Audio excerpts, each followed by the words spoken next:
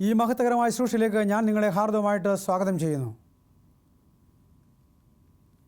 വിശുദ്ധ വേദപുസ്തകത്തിൽ നഹൂം പ്രവാചകൻ്റെ പുസ്തകത്തിൽ നിന്ന് 1-ാം അധ്യായത്തിൻ്റെ 7-ാമത്തെ വാക്യം ഞാൻ നിങ്ങൾക്ക് വേണ്ടി വായിക്കുന്നു. യഹോവ നല്ലവനും കഷ്ടദിവസത്തിൽ അഭയവുമാകുന്നു, തന്നിൽ ആശ്രയിക്കുന്നവനെ അവൻ അറിയുന്നു. ഈ ദൈവത്തിൻ്റെ വചനത്തിനായിട്ട് നന്ദിയോടെ സ്തോത്രം. യഹോവ നല്ലവനും തന്നിൽ ആശ്രയിക്കുന്നവരെ അവൻ അറിയുന്ന ദൈവമാണ്. യഹോവ നല്ലവൻ, തന്നിൽ ആശ്രയിക്കുന്നവരെ അവൻ അറിയുന്നു, തങ്ങൾ ആശ്രയിക്കുന്നവരെ അറിയുന്നു. ഈ ദിവസങ്ങളിൽ ദൈവത്തിൻ്റെ സന്നിധിയിൽ തങ്ങളെ ആശ്രയിക്കുന്ന അറിയുന്നവനായിരിക്കുന്ന ഒരു ദൈവത്തെ പരിചയപ്പെടുത്തുവാൻ കൊണ്ട് കഴിഞ്ഞതിൽ എനിക്ക് അതിയായ സന്തോഷമുണ്ട്.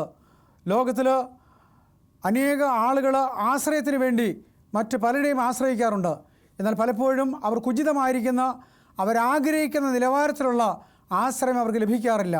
വിശുദ്ധ വേദപുസ്തകത്തിൽ തന്നെ മറ്റ് അനേക സംഭവങ്ങളിങ്ങനെ ആശ്രയിക്കുന്നവരെ സഹായിക്കുന്നതായിട്ട് നാം കാണുന്നുണ്ട്. ദൈവത്തിൻ്റെ വചനം വളരെ വ്യക്തവും വളരെ മനോഹരമായ രീതിയിൽ അനേക ഉദാഹരണങ്ങൾ സഹിതം മനുഷ്യരോട് ദൈവത്തിൻ്റെ പരിശുദ്ധാത്മാവ് ഈ നാളുകളിൽ സംസാരിച്ചു കൊണ്ടിരിക്കുകയാണ്. 1 ശമൂവേലിൻ്റെ പുസ്തകം 4-ാം അധ്യായത്തിൻ്റെ 19-ാമത്തെ വാക്യത്തിൽ പ്രകാരം വായിക്കുന്നു. എന്നാൽ അവൻ്റെ മരുമകൾ ഫീനഹാസിൻ്റെ ഭാര്യ ഗർഭിണിയായിരുന്നു, അവൾക്ക് പ്രസവകാലം അടുത്തിരുന്നു. ദൈവത്തിൻ്റെ പെട്ടകം പിടിപെട്ടു പോയതും അമ്മാവിയപ്പനും ഭർത്താവും മരിച്ചതും കേട്ടപ്പോൾ അവൾക്ക് പ്രസവവേദന തുടങ്ങി, അവൾ നിലത്ത് വീണ് പ്രസവിച്ചു. ദൈവത്തിൻ്റെ പുരോഹിതനായിരിക്കുന്ന ദൈവദാസന് വലിയൊരു ദുരന്തത്തിൽ കൂടെ കടന്നു പോകാനൊക്കെ ഇടയായിത്തീർന്നു. ഫെലിസ്ത്യരും ഇസ്രായേലും തമ്മിലുള്ള വലിയ യുദ്ധത്തിൻ്റെ പോരാട്ടത്തിൽ ഇസ്രായേൽ ജനം പരാജയത്തിൻ്റെ അവസ്ഥയിലേക്ക് നീങ്ങുന്നതായിട്ട് കാണുന്നുണ്ട്. ദൈവത്തിൻ്റെ പെട്ടകം കൊണ്ടുവരാനൊക്കെ അവർ ആവശ്യപ്പെടുകയും പെട്ടകം ദേശത്തേക്ക് വരുവാൻ ഇടയായി, യുദ്ധഭൂമിയിലേക്ക് വരുവാൻ ഇടയാകി. അത് നമുക്ക് വായിക്കുമ്പോൾ 1 ശമൂവേലിൻ്റെ പുസ്തകം 4-ാം അധ്യായത്തിൻ്റെ അതിൻ്റെ 8-ാമത്തെ വാക്യം വായിക്കുന്നു. നമുക്ക് അയ്യോ കഷ്ടം, ശക്തിയുള്ള ഈ ദൈവത്തിൻ്റെ കയ്യിൽ നിന്ന് നമ്മെ ആർ രക്ഷിക്കും?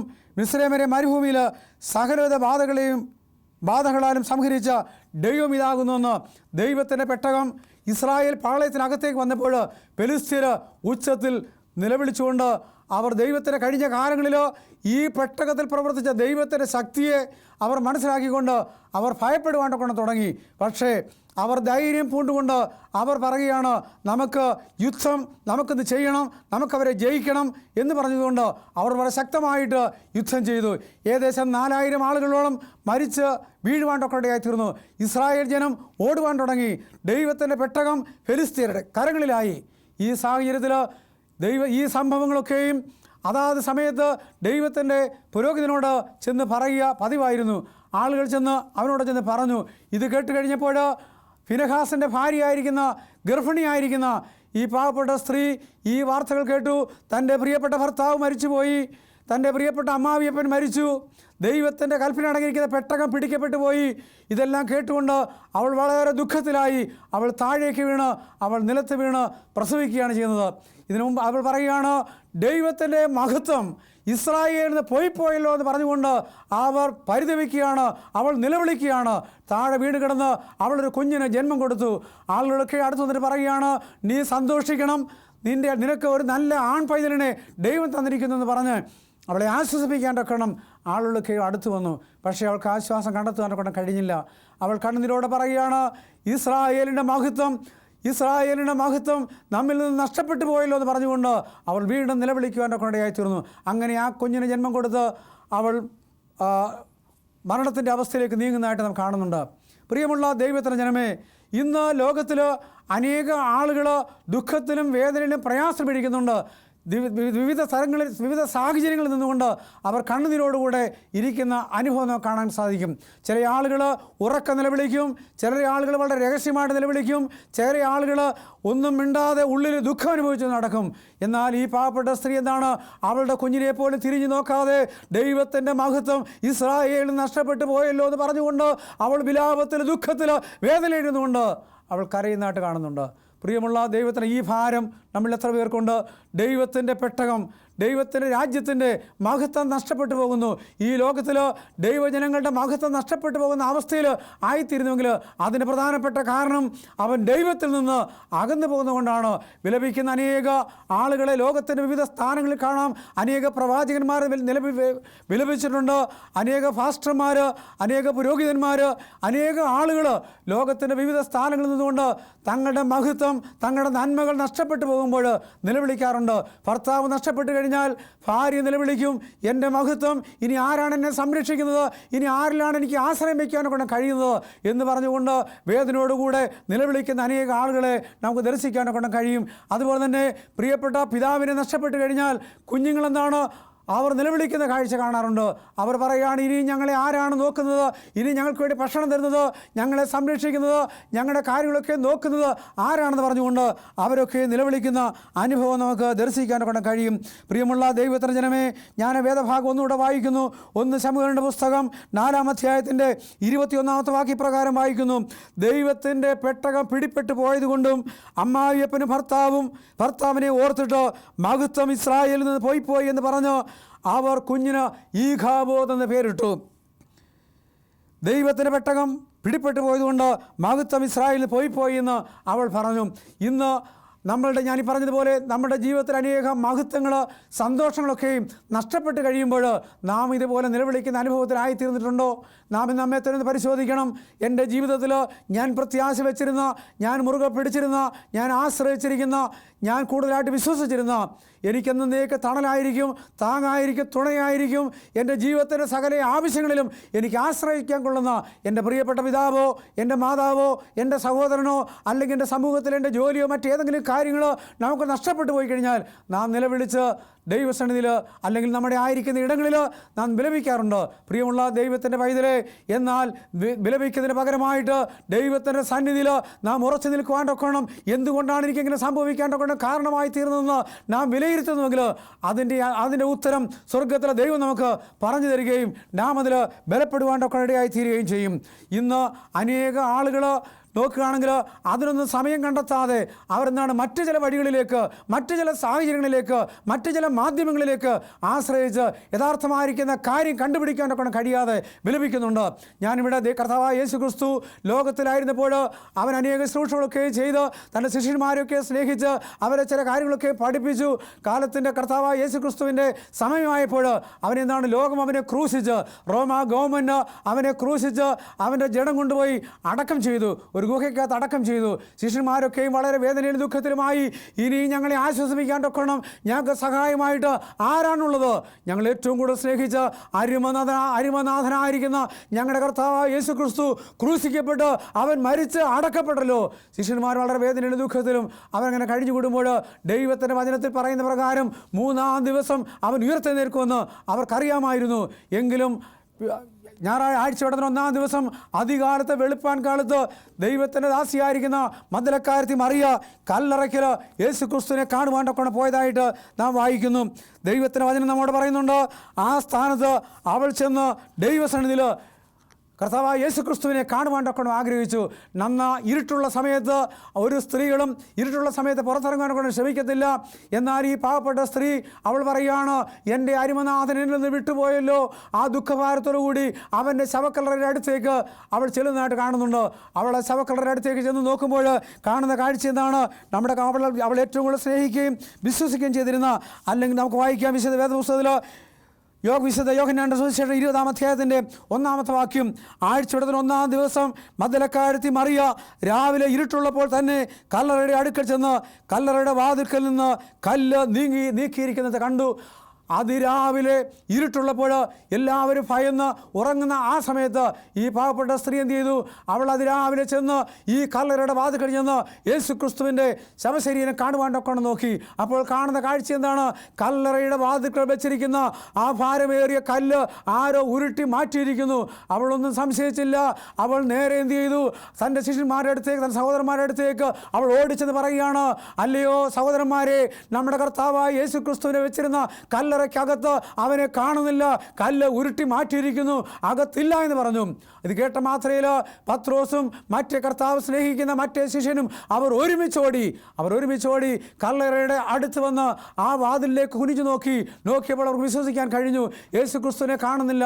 അവർക്ക് വളരെ ദുഃഖവും പ്രയാസമായി. അവർ അല്പനേരം അവിടെ നിന്നു.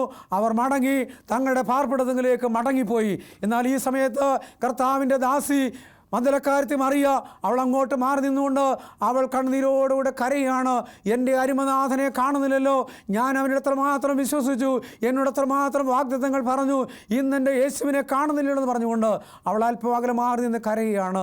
അവളുടെ കണ്ണുനീര് കണ്ടുകൊണ്ട്, അവളുടെ ഹൃദയത്തിൻ്റെ ഭാരം കണ്ടുകൊണ്ട് അവളെ വിളിക്കുകയാണ്, മറിയേ, നീ എന്തിനാണ് കരയുന്നത് എന്ന് കർത്താവിൻ്റെ ശബ്ദം അവൾക്ക് കേൾക്കുവാൻ കൊണ്ട് സാധിച്ചു. പ്രിയമുള്ള ദൈവത്തിൻ്റെ ജനമേ, അങ്ങനെ ശിഷ്യന്മാരെല്ലാം വീട്ടിലേക്ക് മടങ്ങിപ്പോയി എന്ന് യോഹന്നാന്റെ സുവിശേഷം 20-ാം അധ്യായത്തിൻ്റെ 10-ാമത്തെ വാക്യം വായിക്കുമ്പോൾ നാം അവിടെ കാണുന്നുണ്ട്. എന്നാൽ മറിയ ആ സ്ഥാനത്ത് അവൾ കണ്ണുനീരോടുകൂടെ നിൽക്കുന്ന അനുഭവം നമുക്ക് ദർശിക്കാൻ കഴിയും. അവൾ അവിടെ നിൽക്കുകയാണ്. ഇന്ന് ലോകത്തിൽ അനേക ആളുകൾ ഇപ്രകാരം മറിയയെപ്പോലെ കരഞ്ഞുകൊണ്ടിരിക്കുന്ന അനേക ജീവിതങ്ങളുണ്ട്. ലോകത്തിൽ അവരുടെ കണ്ണുനീർ കാണുവാണ്ടൊക്കണം ആരുമില്ലാത്ത അവസ്ഥയിൽ അനേക ആളുകളുണ്ട്. വിവാഹ ജീവിതം കഴിഞ്ഞ് ഭവനത്തിലേക്ക് വരുന്ന അനേക സഹോദരിമാരെ നമുക്കറിയാം. അവരുടെ ഭവനത്തിനകത്ത് വന്ന് കുറേ നാളുകൾ കഴിയുമ്പോൾ അമ്മാവിയമ്മ പോര്, വിവിധങ്ങളായിരിക്കും പ്രയാസങ്ങൾ, പ്രശ്നങ്ങൾ അവരുടെ ജീവിതത്തിലേക്ക് കടന്നു വരുമ്പോൾ അവരും ഇപ്രകാരം കരയുവാണ്ടൊക്കെ ശ്രമിക്കാറുണ്ട്. അവരുടെ കണ്ണുനീര്. എന്നാൽ ചില ഭർത്താക്കന്മാർ പറയും, നിൻ്റെ കണ്ണുനീര് കാണുവാണ്ടൊക്കെ എനിക്ക് ആഗ്രഹമില്ല, നീ ഭവനത്തിനുള്ളിൽ കരയരുതെന്ന് പറയുകയാണ്. ഈ സ്ത്രീയെ സംബന്ധിച്ച്, ഈ പെൺകുട്ടികളെ സംബന്ധിച്ച് അവരുടെ വിവിധങ്ങളായിരിക്കും വിഷയങ്ങളിൽ അവരുടെ സ്വന്തം വീടൊക്കെയും വിട്ട് അന്യപുരുഷൻ്റെ അല്ലെങ്കിൽ അവളുടെ ഭർത്താവിൻ്റെ കൂടെ അവൾ മറ്റൊരു ഭവനത്തിൽ, മറ്റൊരു സാഹചര്യത്തിൽ, മറ്റൊരു സംസ്കാരത്തിൽ അവർ വന്ന് ചേർന്നിരിക്കുകയാണ്.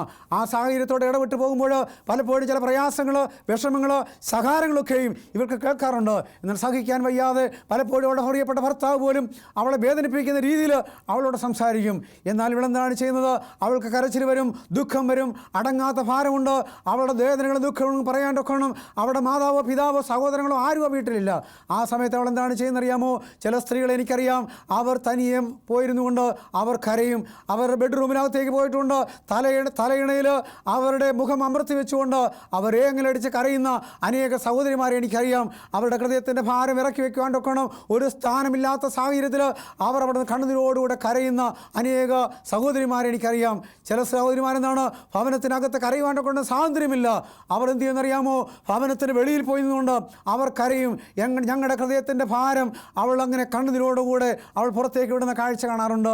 പ്രിയമുള്ള ദൈവത്തിന് ജനമേ, ഒരു പ്രിയപ്പെട്ട ഭർത്താവോ ആ വീട്ടിലുള്ള ആരെങ്കിലുമോ നമ്മുടെ ഹൃദയത്തിൻ്റെ ഭാരം അറിഞ്ഞില്ലെന്ന് വന്നേക്കാം. എന്നാൽ കണ്ണുനീരോടുകൂടെ കരഞ്ഞുകൊണ്ടിരിക്കുന്ന പ്രിയ സഹോദരിയെ, ഇന്ന് ഈ ദിവസത്തിൽ നീ മനസ്സിലാക്കണം, നിന്നെ സ്നേഹിക്കുന്ന ഒരു ദൈവമുണ്ട്. ആ കർത്താവായ യേശു ക്രിസ്തു മറിയയോട് പറഞ്ഞ പോലെ, മകളെ, നീ എന്തിനാണ് കരയുന്നത്? നിന്റെ ഹൃദയത്തിൻ്റെ ഭാരങ്ങളെ മാറ്റുവാണ്ടൊക്കണം എനിക്ക് കഴിയും, നിന്റെ കണ്ണുനീരിനെ തുടയ്ക്കുവാണ്ടൊക്കണം എനിക്ക് കഴിയുമെന്ന് പറഞ്ഞുകൊണ്ട് അവളെ ആശ്വസിപ്പിക്കുവാണ്ടൊക്കണം കർത്താവായ യേശു ക്രിസ്തു കൂടെയുണ്ട്. ഇന്ന് ലോകത്തിൻ്റെ വിവിധ ഭാഗങ്ങളിൽ നിന്ന് കരയുന്ന അനേക ആളുകളുണ്ട്. ഭരണാധിപന്മാർക്ക് ഉറക്കെ കരയാനൊക്കെ കഴിയത്തില്ല, രാജാക്കന്മാർക്ക് ഉറക്കെ കരയാനൊക്കെ കഴിയത്തില്ല, വീട്ടിൽ മാതാവിനോ പിതാവിനോ മറ്റുള്ളവർ കാണുക ഉറക്കെ കരയുവാനൊക്കെ കഴിയത്തില്ല. എന്നിരുന്നാൽ തന്നെയും അവരുടെ ഹൃദയത്തിനകത്തുള്ള ഭാരങ്ങളും പ്രയാസങ്ങളും തിങ്ങി നിറഞ്ഞു നിൽക്കുമ്പോൾ പലപ്പോഴും കണ്ണു നിറഞ്ഞുകൊണ്ട് കരയുന്ന അനേക ആളുകളുണ്ട്. ഒരു ദീർഘയാത്രയ്ക്ക് വേണ്ടി ഒരുങ്ങുന്ന മകനെ നോക്കിക്കൊണ്ട് പ്രിയപ്പെട്ട മാതാവോ പിതാവോ കരയുന്ന കാഴ്ച കാണുവാൻ കഴിയും.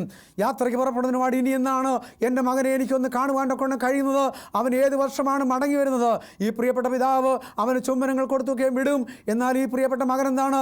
അവൻ പോകുന്ന സമയങ്ങളിൽ അവൻ്റെ മാതാവിനെയും പിതാവിനെയൊക്കെ ഓർത്തുകൊണ്ട് അവൻ കരയും. പക്ഷേ ദൈവവൈദ്യങ്ങളെ സംബന്ധിച്ച് അവർക്കൊരു പ്രത്യാശയുണ്ട്. ഞാൻ കരയുന്നുവെങ്കിലും എൻ്റെ പിതാവിനെയും മാതാവിനെയും ദൈവത്തിൻ്റെ കരങ്ങളിൽ ഏൽപ്പിച്ചുകൊണ്ടാണ് ഞാൻ വിദൂരതയിൽ ഒരു ജോലിക്ക് വേണ്ടി പോകുന്നതെന്ന് ഓർത്തുകൊണ്ട് അവർ ആശ്വാസത്തോടുകൂടി നിൽക്കുന്ന കാഴ്ചകൾ കാണും. ദിവസങ്ങൾ കഴിയുമ്പോഴൊക്കെയും എന്താണ് പിന്നെയും വീട്ടിലെ സാഹചര്യങ്ങളും കാര്യങ്ങളെ ഒക്കെ ഓർത്തുകൊണ്ട് അവർ കരയുന്നതായിട്ട് നമുക്ക് ദർശിക്കാൻ കഴിയും. എന്നാൽ ദൈവത്തിൻ്റെ ജനമേ, വീണ്ടും ഞാൻ നിങ്ങളോട് പറയുകയാണ്, കണ്ണുനീരിനെ തുടയ്ക്കുവാണ്ടൊക്കണം നമ്മുടെ കർത്താവായ യേശു ക്രിസ്തുവിന് കഴിയും. അവൻ നമ്മുടെ കണ്ണുനീരിനെ തുടയ്ക്കുന്ന ദൈവമാണ്. വിശുദ്ധ വേദപുസ്തകം വായിക്കുമ്പോൾ യേശു ക്രിസ്തു മറിയയുടെ അടുത്ത് വന്നിട്ട് പറയുകയാണ്, മറിയേ, നീ എന്തിനാണ് കരയുന്നത്? നിന്റെ കണ്ണുനീരിനെ ഞാൻ തുടയ്ക്കുന്നു. എനിക്ക് ഉയർത്തെഴുന്നേൽക്കേണ്ട സമയമായപ്പോൾ ഞാൻ എഴുന്നേറ്റു. പക്ഷേ നീ ഭാരപ്പെടരുത്, നീ ധൈര്യമായിട്ടിരിക്കണം, നീ സന്തോഷവതിയായിട്ടിരിക്കണം. ഞാൻ നിന്നെ ചേർക്കുവാണ്ടൊക്കണം. അതിവേഗം വരുന്ന കർത്താവാണെന്ന് യേശു ക്രിസ്തു അവളെ ഓർമ്മപ്പെടുത്തുകയാണ്. അവളെപ്രകാരം വിശ്വസിച്ചു. അതെ, എൻ്റെ യേശു എന്നോട് കൂടെ ഇരുന്നപ്പോൾ പറഞ്ഞ കാര്യങ്ങളൊക്കെ ഞാൻ ഓർക്കുകയാണ്. പ്രിയമുള്ള ദൈവത്തിൻ്റെ ജനമേ, അവൾ പറയുകയാണ്, എൻ്റെ കർത്താവായ യേശു ക്രിസ്തു സ്വർഗത്തിലേക്ക് ആരോഹണം ചെയ്തു പോയി. അവൻ ഗലീല കടൽ തീരത്ത് ജനങ്ങളൊക്കെ ഒരുമിച്ച് കൂട്ടി നിൽക്കുമ്പോൾ അവൻ വിളിച്ചു പറയുകയാണ്, ഗലീല പുരുഷന്മാരെ, നിങ്ങൾ ആകാശത്തിലേക്ക് നോക്കി നിൽക്കുന്നതെന്ന് നിങ്ങളെ വിട്ട് സ്വർഗ്ഗാരോഹണം യേശു പോയതുപോലെ തന്നെ വീണ്ടും വരുമെന്ന് ദൂതന്മാർ വന്ന് പറയുകയാണ്. യേശു ക്രിസ്തു ഇന്ന് പിതാവിൻ്റെ വലത്ത് ഭാഗത്തിരുന്നു കൊണ്ട് നമുക്ക് വേണ്ടി മധ്യസ്ഥ ചെയ്യുകയാണ്. നമ്മുടെ കണ്ണുനീര് അവൻ കാണുന്നുണ്ട്. നമ്മുടെ ഹൃദയത്തിൻ്റെ ഭാരം അവൻ അറിയുന്നുണ്ട്. നമ്മളെ ആശ്വസിപ്പിക്കാൻ ദൈവത്തിൻ്റെ മാറ്റമില്ലാത്ത വചനം നമ്മുടെ ഇടയിലുണ്ട്. ദൈവത്തിൻ്റെ ദാസന്മാർ കാലാകാലങ്ങളിൽ സമയാസമയങ്ങൾ ഇപ്രകാരം എഴുന്നേറ്റുന്നുകൊണ്ട് ജനത്തെ ധൈര്യപ്പെടുത്തി സംസാരിക്കുന്നുണ്ട്. ഇന്ന് ദൈവത്തിൻ്റെ വചനത്തിൽ നിന്ന് നമ്മുടെ കർത്താവായ യേശു ക്രിസ്തുവിൻ്റെ വെളിപ്പാട് പുസ്തകം 21 അധ്യായത്തിൻ്റെ 4-ാമത്തെ വാക്യം ഞാൻ വായിക്കുന്നു. അവിടെ നിന്ന് കാണുന്നതെന്ന്, ദൈവം താൻ അവരുടെ കണ്ണിൽ നിന്ന് കണ്ണുനീരെല്ലാം തുടച്ച് കളയും.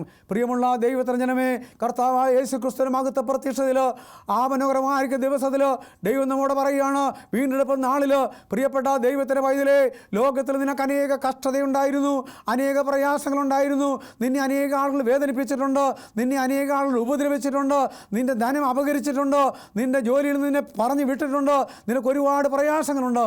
ആ സമയത്തൊക്കെ നീ കണ്ണുനീരോടുകൂടി എന്നോട് നീ പ്രാർത്ഥിച്ച കാര്യങ്ങളൊക്കെയും ഞാൻ ഓർക്കുന്നു എന്ന് പറയുന്നുണ്ട്. കർത്താവ് യേശു ക്രിസ്തു പറയുകയാണ്, ആ അവസാന നാളിൽ ദൈവത്തിൻ്റെ സന്നിധിയിലേക്ക് നാം കടന്നു ചെല്ലുമ്പോൾ കർത്താവ് തന്നെ ദൈവത്തിൻ്റെ കരം കൊണ്ട്, യേശു ക്രിസ്തു തൻ്റെ കരം കൊണ്ട് നമ്മുടെ കണ്ണുനീര്, തൻ്റെ ആണിപ്പുറത്തുള്ള കരം കൊണ്ട് അവൻ നമ്മുടെ കണ്ണുനീരിനെ തുടച്ച് മാറ്റിക്കളഞ്ഞ് നമ്മെ മാറോട് ചേർത്ത് പിടിച്ച് ആശ്വസിപ്പിക്കുമെന്ന് ദൈവത്തിൻ്റെ വചനം നമ്മോട് പറയുന്നു. പ്രിയമുള്ള ദൈവത്തിൻ്റെ ജനമേ, എന്നാൽ ഒരു വലിയൊരു നിലവിളിയുടെ അനുഭവം ഫറവോൻ്റെ രാജകൊട്ടാരത്തിൻ്റെ ഉള്ളിൽ അല്ലെങ്കിൽ ഈജിപ്തിലുണ്ടാകുകൊണ്ടൊക്കെ ഇടയായിത്തീർന്നു. ദൈവത്തിൻ്റെ ജനം അടിമകളായിട്ട് അവിടെ താമസിക്കുന്ന സാഹചര്യത്തിൽ, ആ സാഹചര്യത്തിൽ ദൈവത്തിൻ്റെ വിടുതലിൻ്റെ സമയമായി അനേക ബാധകൾ അയച്ചു. ഫറവോനും സൈന്യവും അവരെ വിട്ടയക്കാനൊക്കെ ഇടയായില്ല. അവർക്ക് കൂടുതൽ പ്രയാസങ്ങളും പ്രശ്നങ്ങളും സൃഷ്ടിച്ച് അവരെ കൂടുതൽ കഷ്ടത്തിലാക്കി തീർത്തു.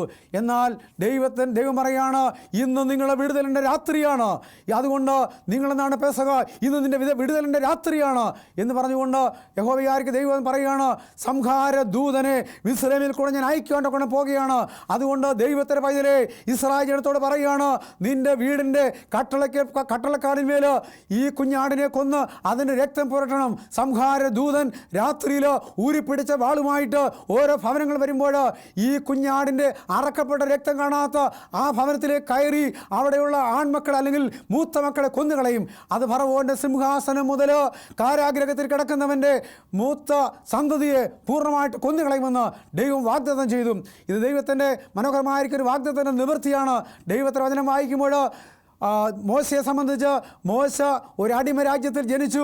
മോശയുടെ ജനന സമയത്ത് ഫറവോൻ്റെ കൊട്ടാരത്തിൽ നിന്ന് ഒരു വിളംബരമുണ്ടായി. വിളംബരപ്രകാരമാണ് ആൺകുഞ്ഞുങ്ങളെയൊക്കെയും ഇസ്രായേലിയുടെ എബ്രായരുടെ ആൺകുഞ്ഞുങ്ങളൊക്കെയും കൊന്നുകളയുവാണ്ടൊക്കണം ഫറവോ രാജാവ് കൽപ്പന പ്രഖ്യാപിച്ചു. അങ്ങനെ ആൺകുഞ്ഞുങ്ങളൊക്കെ കൊന്നുകളഞ്ഞു.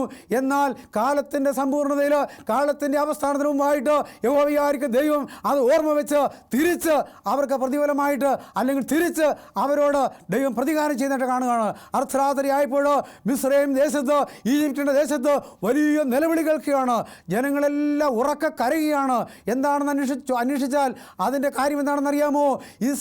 മിസ്രയീമിൻ്റെ ദേശത്ത്, മിസ്രയീമിൻ്റെ താമസ സ്ഥലങ്ങളിൽ, അവൻ്റെ കൊട്ടാരങ്ങളിൽ, രാജകൊട്ടാരം മുതൽ കാരാഗ്രഹം വരെയുള്ള സകല മൂത്ത സന്തതികളെയും കൊന്നുകളയാണ്. സംഹാര ദൂതനിറങ്ങി അവൻ്റെ വാളുകൊണ്ട് രാത്രിയിൽ സകലത്തെയും വെട്ടിക്കളയാണ്. പ്രിയമുള്ള ദൈവജനമേ, ദൈവത്തിന് അല്ലെങ്കിൽ കുഞ്ഞാടിൻ്റെ രക്തം തളിക്കപ്പെട്ടിരിക്കുന്ന ആ ഭവനത്തിന് അവനൊന്നും ചെയ്യുവാണ്ടൊക്കെ കഴിഞ്ഞില്ല. ഈ നാളുകളിൽ എനിക്ക് നിങ്ങളോട് പറയുവാണ്ടൊക്കെയുള്ളത്, യേശു ക്രിസ്തുവിൽ പൂർണ്ണമായിട്ട് വിശ്വസിക്കുന്നെങ്കിൽ അവൻ നിങ്ങളെ രക്ഷിപ്പാണ്ടൊക്കെ മതിയായ ദൈവമാണ്. ലോകത്തിൻ്റെ ഏത് മുക്കിൽ, ഏത് മൂലയിൽ, ഏത് സ്ഥാനത്തിൽ, ഏത് ജാതിയിൽ, ഏത് ഗോത്രത്തിൽ, ഏത് വംശത്തിൽ, ഏത് സ്ഥാനത്താണോ നിങ്ങളായിരിക്കുന്നത്, ഇതെൻ്റെ ദൈവം നിങ്ങളോട് പറയുന്നു, നിങ്ങളെ വിടുവിക്കുവാണ്ടൊക്കെ എൻ്റെ ദൈവം മതിയായ ദൈവമാണ്. യേശു ക്രിസ്തുവിലേക്ക് മടങ്ങി വരണം. ലോകത്തിൻ്റെ പാപത്തിൽ നശിക്കാണ്ടൊക്കണമല്ല യേശു ക്രിസ്തു നമ്മെക്കുറിച്ച് ആഗ്രഹിക്കുന്നത്. ലോകം അതിൻ്റെ അന്ത്യത്തിലേക്ക് കുതിച്ചുകൊണ്ടിരിക്കുകയാണ്. സംഭവതികളൊക്കെ വിളിച്ചു പറഞ്ഞുകൊണ്ടിരിക്കുകയാണ്. ലോകത്തിൻ്റെ രാഷ്ട്രീയ സംഗതികളൊക്കെയും അത് വിളിച്ചഴിച്ചുകൊണ്ടിരിക്കുകയാണ്. ജാതിയോടും രാജ്യത്തോടും യുദ്ധം ചെയ്തുകൊണ്ടിരിക്കുകയാണ്. ഒരു സ്ഥലത്തും സമാധാനമില്ല. ഒരു ഭവനത്തിന് യഥാർത്ഥമായ സമാധാനം അനുഭവിക്കുന്ന ആളുകളില്ല. ഇതൊക്കെ ദൈവത്തിൻ്റെ വചനത്തിൽ പറഞ്ഞിരിക്കുന്ന കാര്യങ്ങൾ സംഭവിച്ചുകൊണ്ടിരിക്കുകയാണ്. ഇന്നുവരെ കണ്ടിട്ടില്ലാത്ത ഡോക്ടർമാർ രോഗികൾക്ക് വേണ്ടി പുതിയ ചികിത്സകൾ നിർദ്ദേശിക്കുമ്പോൾ ഡോക്ടർമാർക്ക് പോലും കണ്ടുപിടിക്കാനൊക്കെ കഴിയാത്ത മാരകമായിരിക്കുന്ന രോഗങ്ങൾ മനുഷ്യ ജീവിതത്തിലേക്ക്, അനേക ശരീരങ്ങളിലേക്ക് പ്രവഹിച്ചുകൊണ്ടിരിക്കുകയാണ്. എലിപ്പനി തുടങ്ങിയ മുതലായിരിക്കുന്ന പനികളൊക്കെയും മനുഷ്യനെന്ന് വളരെയധികം ഭാരവും പ്രയാസമുണ്ടായിക്കൊണ്ടിരിക്കുകയാണ്. കണ്ടുപിടിക്കാനൊക്കെ കഴിയാത്ത മാരക രോഗത്തിന് മനുഷ്യന് അടിമയായി തന്നുകൊണ്ടിരിക്കുകയാണ്. എന്നാൽ ഈ സമയത്ത് ദൈവത്തിൻ്റെ വചനം പറയുന്നു, യഹോവയിൽ ആശ്രയിക്കുന്നവർ അവർ നന്മ പ്രാപിക്കും, അവർ അനുഗ്രഹം പ്രാപിക്കും, അവർ ദൈവസന്നിധിയിൽ അനുഗ്രഹിക്കപ്പെടും. ദൈവത്തിൻ്റെ വചനം പറയുന്നു, പിശാചിൻ്റെ പ്രവൃത്തികളെ അഴിപ്പാണ്ടൊക്കണം മനുഷ്യപുത്രനായിരിക്കുന്ന യേശു ക്രിസ്തു ലോകത്തിൽ പ്രത്യക്ഷനായി. അതുകൊണ്ട് ദൈവത്തിൻ്റെ ജനമേ, ഈ നാളുകളിൽ ദൈവത്തിൻ്റെ കൽപ്പന അനുസരിച്ച് ജീവിക്കാണ്ടൊക്കെ കഴിയുന്നെങ്കിൽ അത് നമ്മുടെ ജീവിതത്തിൽ ഏറ്റവും ഭാഗ്യകരമായിരിക്കുന്ന അനുഭവമാണ്. ഈ ഖാബോദിൻ്റെ അമ്മയായിരിക്കുന്ന അല്ലെങ്കിൽ ഫീനഹാസിൻ്റെ ഭാര്യ അവൾ പറയുകയാണ്, എൻ്റെ ദൈവത്തിൻ്റെ കൽപ്പന പിടിക്കപ്പെട്ടു പോയല്ലോ എന്ന് പറഞ്ഞുകൊണ്ട് അവൾക്ക് സഹിക്കാനൊക്കെ കഴിയാത്ത ആ മനോവേദനയിൽ നിന്നുകൊണ്ട് അവളുടെ പ്രിയപ്പെട്ട ഭർത്താവ് നഷ്ടപ്പെട്ടു, ദൈവത്തിൻ്റെ പെട്ടകം പിടിക്കപ്പെട്ടു, അവളുടെ പ്രിയപ്പെട്ട ഭർത്താവ് നഷ്ടപ്പെട്ടു. അവൾ വളരെ ദുഃഖത്തിലായി. പ്രിയമുള്ള ദൈവത്തിൻ്റെ ജനമേ, നഷ്ടബോധത്തിൽ നിൽക്കുമ്പോൾ, നമുക്ക് പ്രതികൂലങ്ങൾ വരുമ്പോൾ, പ്രശ്നങ്ങൾ വരുമ്പോൾ നാം കർത്താവായ യേശു ക്രിസ്തുവിൽ പൂർണ്ണമായിട്ട് ആശ്രയിക്കാൻ കൊള്ളാവുന്നവനാണ് നമ്മുടെ കർത്താവായ യേശു ക്രിസ്തു. ലോകത്തിൽ അനേക മത നേതാക്കന്മാരുണ്ട്, അനേക മത മേലധ്യക്ഷന്മാരുണ്ട്, അനേക രാജാക്കന്മാരുണ്ട്, അനേക ആളുകളുണ്ട്. പക്ഷേ ദൈവത്തിൻ്റെ വചനം നമ്മോട് പറയുന്നു, അവരുടെയൊക്കെയും ആശ്രയം വയ്ക്കാതെ, പ്രഭുക്കന്മാരിൽ രാജാക്കന്മാരിൽ ആശ്രയിക്കാതെ ദൈവത്തിൽ നീ ആശ്രയിപ്പാൻ്റെ കർത്താവ് നമ്മോട് പറയുകയാണ്. ഇന്ന് നമുക്ക് ദൈവത്തിൽ ആശ്രയിക്കാനൊക്കെ കഴിയണം. അതുകൊണ്ട് ദൈവം നമ്മോട് പറയുകയാണ്, പ്രിയ സ്നേഹിത, നീ ദൈവത്തിൽ ആശ്രയിക്കുന്നതോളം കാലം ലോകത്തിൽ നിന്നെ അധികം ഒന്നും വേദനിപ്പിക്കാനൊക്കെ കഴിയത്തില്ല.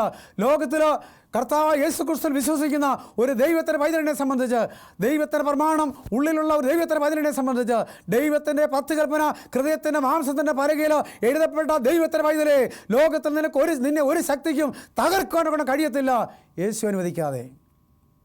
കർത്താവായ യേശു ക്രിസ്തു ലോകത്തിലേക്ക് വേഗം വരും. നമ്മുടെ ദുഃഖവും വേദനയും പ്രയാസമൊക്കെയും മാറിപ്പോകും.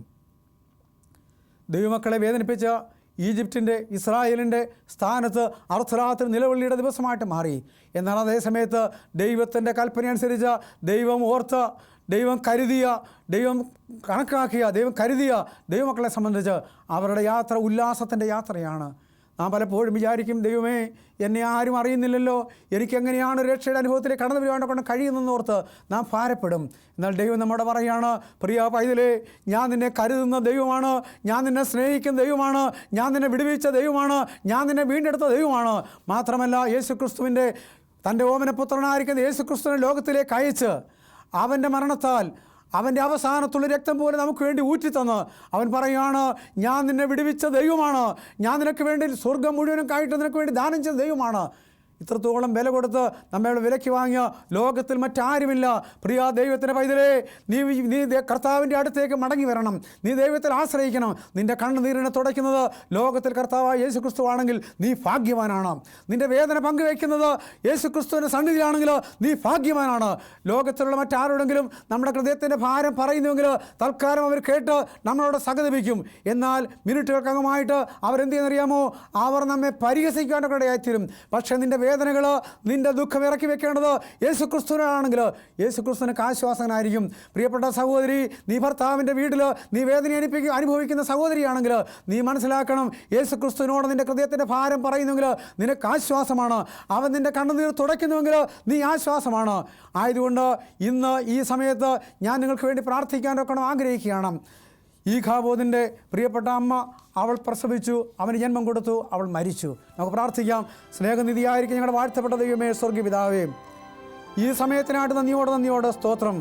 കർത്താവേ, നിൻ്റെ സന്നിധിയിൽ ഞങ്ങൾ ഭാരമുള്ളവർ, ഹൃദയത്തിൻ്റെ വേദനയുള്ളവർ, ദുഃഖമുള്ളവരാണെങ്കിൽ ഞങ്ങളുടെ കണ്ണുനീരിനെ തുടയ്ക്കുവാണ്ടൊക്കണം, ഞങ്ങളുടെ ഹൃദയത്തെ ആശ്വസിപ്പിക്കാണ്ടൊക്കണം നല്ലവനായിരിക്കുന്ന ഒരു ദൈവം ഞങ്ങൾക്കുള്ളതിനായി നന്ദിയോടെ സ്തോത്രം. ആ യേശുവിനെ ഇന്ന് പകൽക്കാലം പരിചയപ്പെടുവാൻ ഇടയാക്കിയതിനായിട്ട് നന്ദിയോടെ സ്തോത്രം.